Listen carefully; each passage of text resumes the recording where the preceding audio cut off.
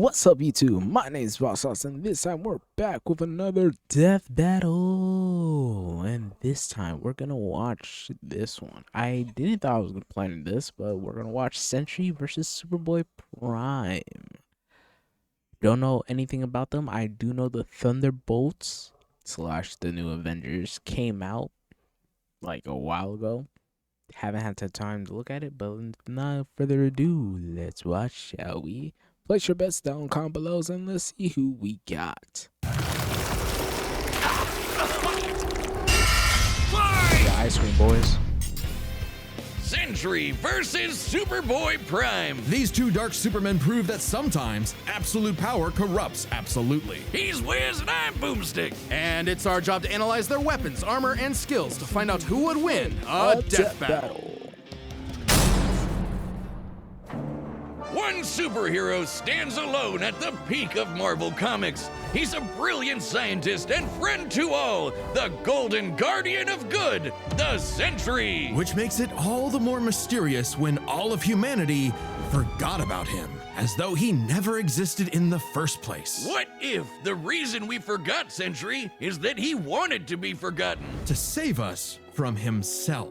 As the story goes, Robbie Reynolds was just your average, ordinary high school teen until the day he accidentally drank this super soldier serum. At that moment, Robbie was imbued with the power of 1,000,000 exploding suns, becoming one of the strongest superheroes in existence. That's gotta be one hell of a bowel movement.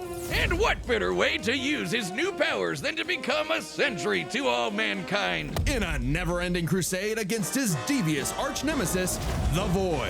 He's got all your classic, I can't believe he's not Kryptonian superpowers, like super strength, speed, durability, and flight. He can spot you from miles away, or even hear a butterfly sneeze from across the planet. Do butterflies sneeze? No! Well, Sentry's cells absorb and process the sun's rays, and if he wants to, he can fire that solar energy right back at you in a powerful laser, or bend light away to turn invisible, or use it to make force fields. Really, the Sentry can draw power from anywhere and everywhere.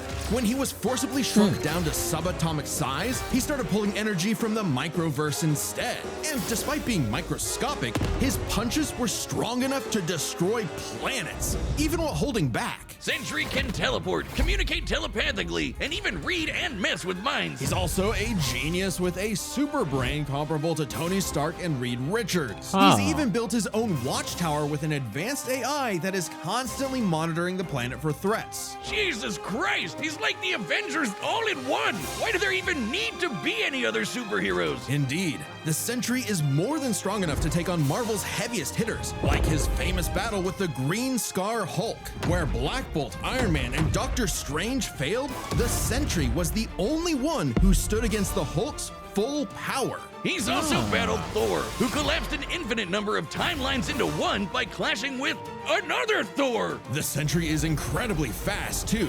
He can bend space and speed blitz Ares, who can move within Planck time, the smallest unit of time possible in our universe. He's stated to be as fast as the Heralds of Galactus, like the Silver Surfer, who once outraced the multiverse blowing up. The Surfer flew so fast he went back in time, so you'd think Sentry would be able to handle some punk in a trench coat. But it wasn't so simple. The Void was everywhere that the Sentry wasn't. If Sentry... So you're telling me this guy draws power from everywhere, including the sun, and it can expel it out of him? How come I haven't heard more of him? saved people from a burning building, Void would crash an airplane. If Sentry healed a person's broken back, Void would give someone else cancer. What an asshole! For every good act the Sentry performs, the Void commits an evil one. Because the truth was, the Sentry and the Void were one and the same. Bum, bum, plot twist. Turns out Sentry's whole origin story was a lie. Robbie Reynolds wasn't a 60s high schooler beating up bullies like some Jack Kirby comic. In reality, Bob Reynolds was a schizophrenic meth addict who drank the Sentry serum just to get high. And the Void was, in reality, a malevolent godlike entity bonded to Bob that was the literal angel of death. Yes, from the Bible, with Moses and the Pharaoh and the dead firstborns. That's him, apparently! And this being manifests as the dark side of Bob's shattered psyche, a villainous alter ego with all of his power. Too much power for any one man to handle. The only way to destroy the Void was to also destroy the Sentry. So Bob did something crazy. With help from Reed's tech, he used his own psychic powers to erase himself from everyone's past, present, and future, including his own. Warping the perception of reality of every single person on the planet. They would That's no longer inspired by remember a him No Way or Home even type recognize anything remotely related to him. A picture of the Sentry would still technically exist, but in your mind's eye, including Bob's, it isn't there. Great! Everyone knows repressing your problems always makes them better. But Bob's memories eventually clawed their way back, in part thanks to Norman Osborn, Of course. the Green Goblin, and his desire to somehow control the Void. So Norman had the Thunderbolts murder Bob's wife Lindy in order to release, you know, the Angel of Death. Yeah, try controlling the kind of guy who can throw hands with Molecule Man, who somehow is one of the strongest beings in all of Marvel. At his peak, he's got almost complete control over the multiverse. So yeah, good luck with that one, Norm. Molecule Man was another mentally unstable god whose power fluctuates based on their self-confidence. In a way, a sort of kindred spirit to Bob. It was then that Bob discovered the true source of his own powers, his own control over molecules. Yeah, you can do that too. The Sentry can create and destroy matter on a whim, able to rip you apart at the molecular level, or conjure an entire new reality from scratch, all with just a wave of his hand, like Dr. Manhattan. He can also regenerate his body from any kind of damage, like being burnt to a skeleton or getting Dr. Manhattan himself. As long as one single solitary atom remains, the Sentry is unkillable. And Void's got all of this and more, except he doesn't hold back. He can shapeshift, create hurricanes, trap you in darkness, possess your body, and devour your soul. With his infinitendrils, the Void takes control of a victim's mind and tortures them with the memories of past traumas and nightmares. He killed Loki. He wrecked Asgard. The Avengers, the Fantastic Four, the Inhumans, and the X-Men teaming up all at once could barely handle him. Void is one of the biggest bads in Marvel.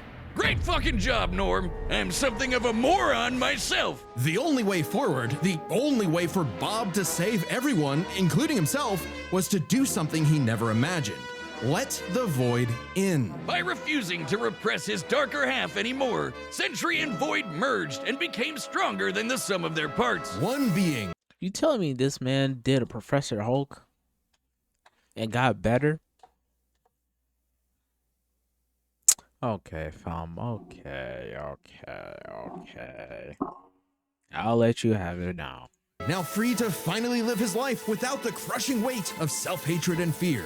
Maybe, but this is the Void we're talking about. What if Bob just has a new puppet master who's only letting him think he's in control? As long as the Void exists, it's just another revolution in that same endless cycle.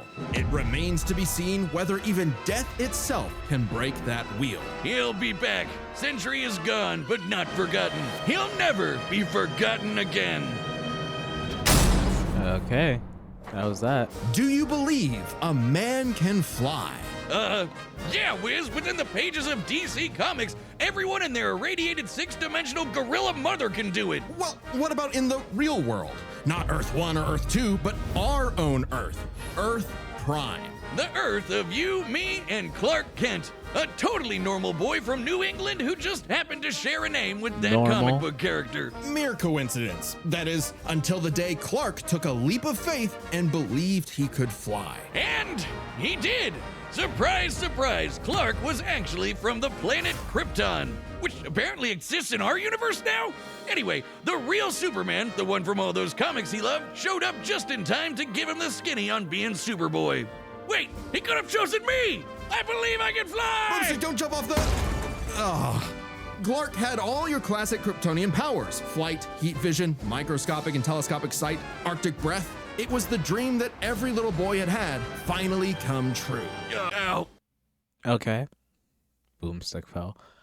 What's mostly different between this Superboy-Prime Just in time for his universe, our universe, to be annihilated literally 1 month later in DC Comics Armageddon, the Crisis on Infinite Earths. Whiz, we're canonically dead since 1986 apparently. With everyone he knew and loved gone, Clark took shelter in a pocket dimension with other cosmic refugees. Now an anachronism in DC's new, rebooted, post-crisis continuity, Clark was forced to watch as the comics landscape changed before his eyes. As stories became darker and morally complex, as heroes failed to be the paragons of good he saw them as in his childhood. As someone else got to be Superboy. Some people can't stand change, can't stand to see a world that doesn't look the way it did when they were a child. The day needed to be saved by Superboy, the real Superboy, Superboy-Prime. So he did what any Superboy would do,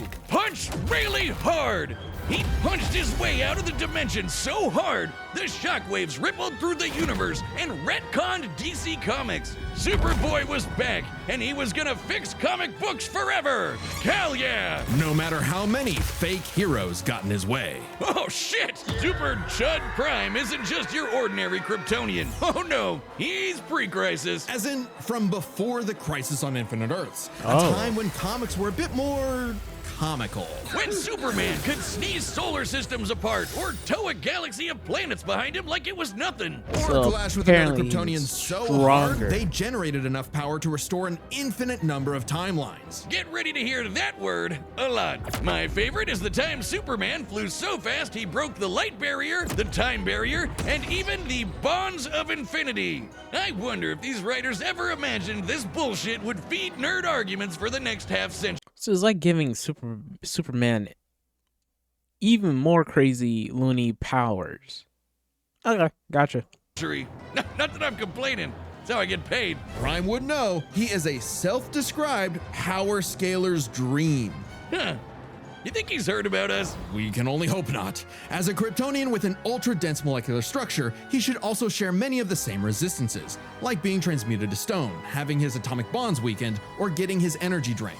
Kryptonians like Superman can withstand more esoteric attacks too. They can actively resist mental attacks by outthinking them, and their souls can resist being destroyed. All thanks to Earth's good old yellow sun fueling his cells. And unlike that post-crisis super fraud who gets weaker without sunlight, Prime's got it covered. With a suit of armor made from the corpse of the Anti-Monitor, which constantly feeds him solar energy. Literally Wow. wearing the pelt of the monster who destroyed his universe, just to be better and stronger than Superman.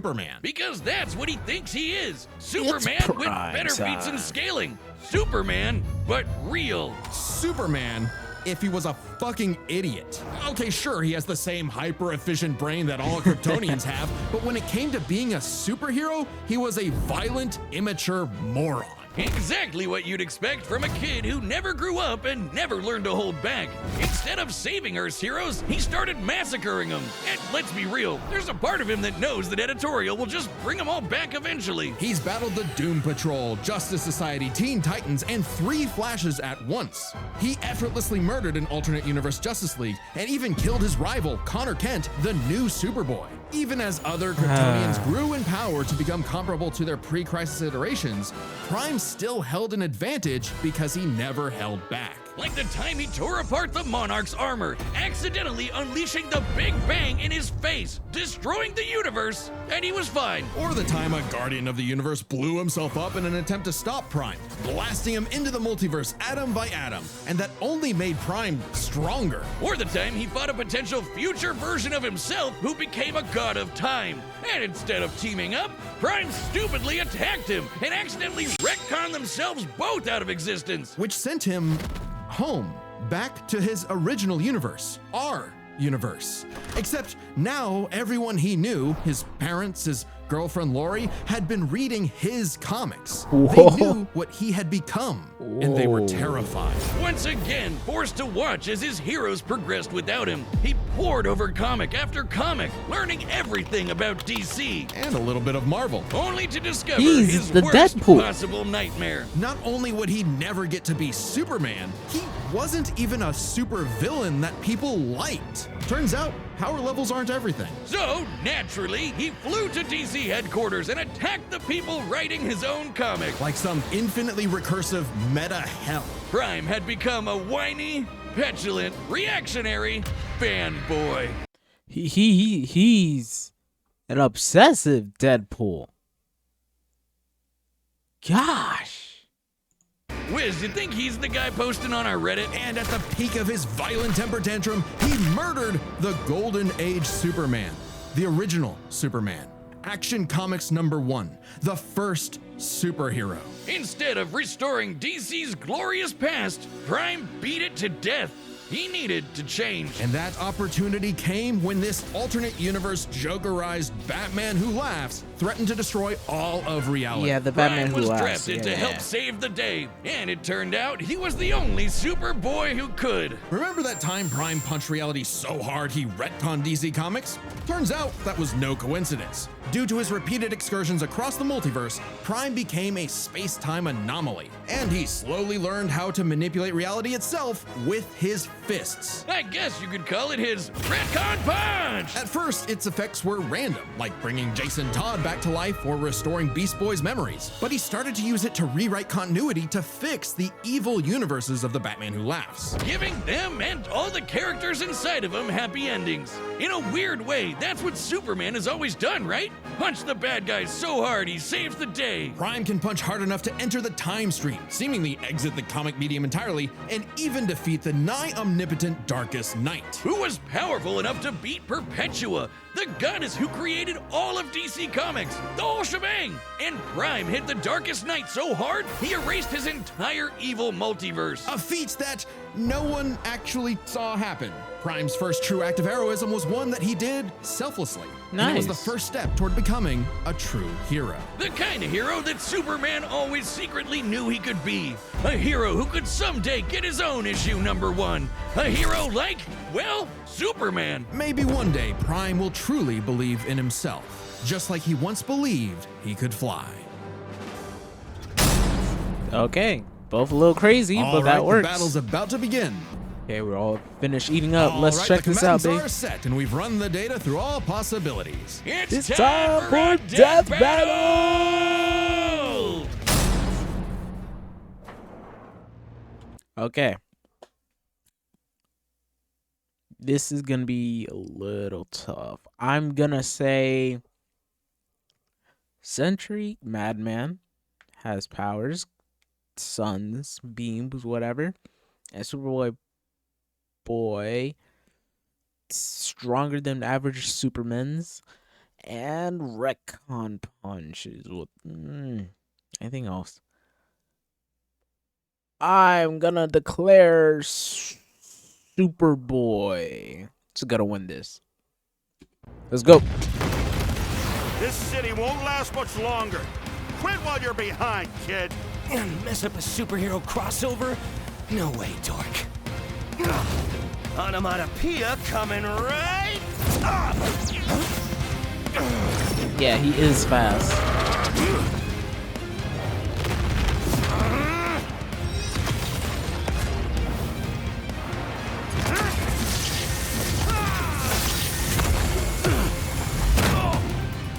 You're dealing with someone who has the power of 1,000,000 exploding suns! Big mistake, dipwad. It's prime time. It's what? Recon punch. He gave back his Are memories. you kidding me? Another dark Superman fraud? Boring! It's cool when I do it. Right.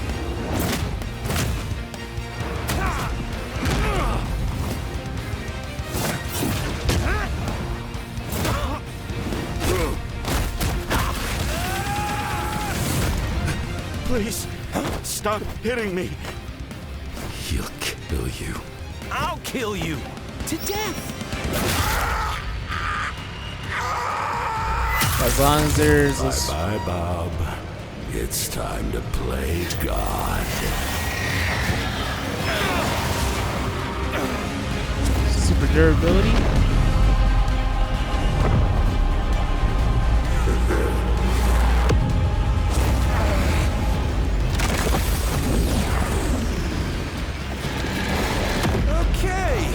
joking.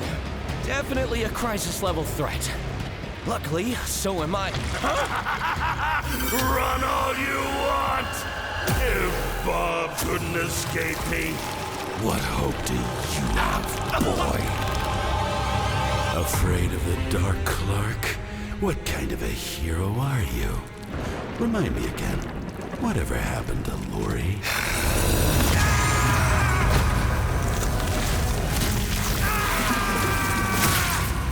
Cyclops, is that you? It's over, Clark. There is no happy ending. Not for you.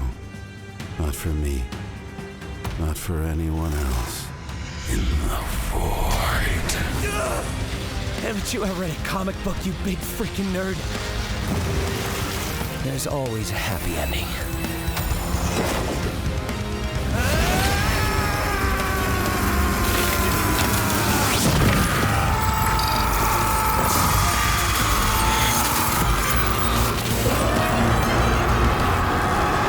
Everybody knows that the place to find a place is a... Performance.com. He sent me back to the ads. Bob? You kept talking about the Sentry. Bad dream? No idea, Lindy. Best sleep I've had in years. Huh. Crisis averted. I don't think I've ever seen someone beaten to death so wholesomely before. Let's break this down into 3 chapters: their strength, intelligence, and powers. As with any flying brick fight, the first question you gotta answer is, who's stronger? Prime and Sentry are naturally 2 of the heaviest hitters in DC and Marvel, more than capable of matching and surpassing Herald-level opponents like Superman and Thor. Who are both strong enough to create and destroy an infinite number of timelines with their clashes. Just absolute wacky bullshit like that. So in order to pick a winner, we have to take a close look at the strongest beings they fought: Molecule Man and the Darkest Knight. Sentry beat the crap out of Molecule Man, but remember, Eminem's power can fluctuate a lot, and when he fought Sentry, he wasn't at his full power, so we can only scale this so far. But Prime overpowered the Darkest Knight after the Mad Bat had absorbed the powers of both Perpetua and, what do you know, Dr. Manhattan, both of which alone could threaten all of DC Comics. And unlike with Molecule Man, there's nothing to suggest the Darkest Knight was holding back.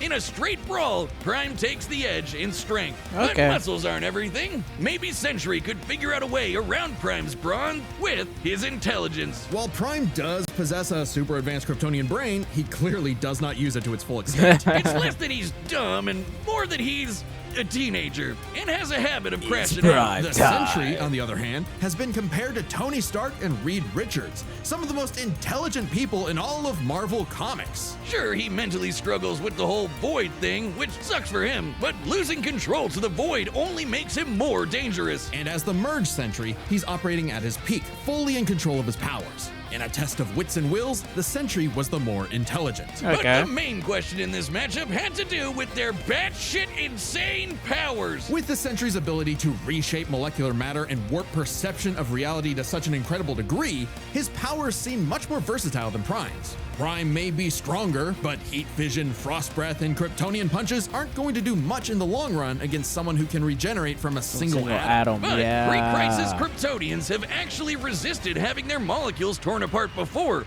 and Prime should be no different. So it's not like Sentry was ever going to just Doc Manhattan him away. Prime could still be worn down. Kryptonians have incredible stamina, but we know that sustained damage will eventually knock them out or kill them. Unless Prime could find a way around Sentry's insane regeneration, he was toast. Luckily for Prime, his ability to retcon away your history and mess with your whole timeline was actually something Sentry had no specific resistance to. Not only that, it was something he's been affected by in the past. Like the time the Scarlet Witch rewrote all of reality during House of M. Bob's continuity was rewritten like everyone else's. Or the time Absorbing Man had the powers of a cosmic cube and warped Sentry's personal reality. Shit, Moonstone literally describes it as a reality punch. Now, Sentry's psionic power could theoretically retcon himself from Prime's perception of reality. However, this feat required assistance from Reed Richards, and it's unlikely he could pull it off mid-fight. Pre-crisis Kryptonians also resist a lot of mind manipulation anyway, so good luck trying. Now, Prime hasn't always had the most perfect control over his retcon punch, so he might need more than one blow to finish the job. But Prime was more than capable of powering through Void's scariest abilities. Like having his soul eaten or being cut off from sunlight.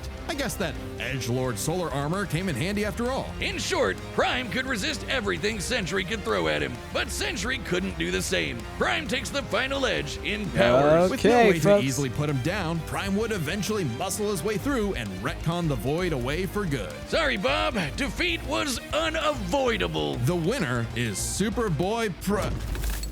Oh no. Oh, hey, my pizza's here. The winner is Superboy-Prime. Letter to the editors? Oh yeah, I win. That's right. You hack frauds really tried to lowball me, but I checked the clock and it's prime time, baby. Now, personally, that intelligence section was such a gimme. I don't crash out. I'm a tragic hero grappling with real, intense emotion. I can be smart anytime I want. But anyway, don't subscribe, don't join as a member, don't watch Death Battle, read my comics. Prime out. Next Okay. time on Death Battle.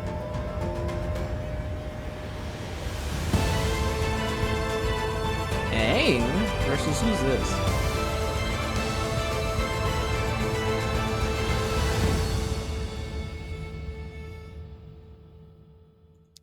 Well, that was that.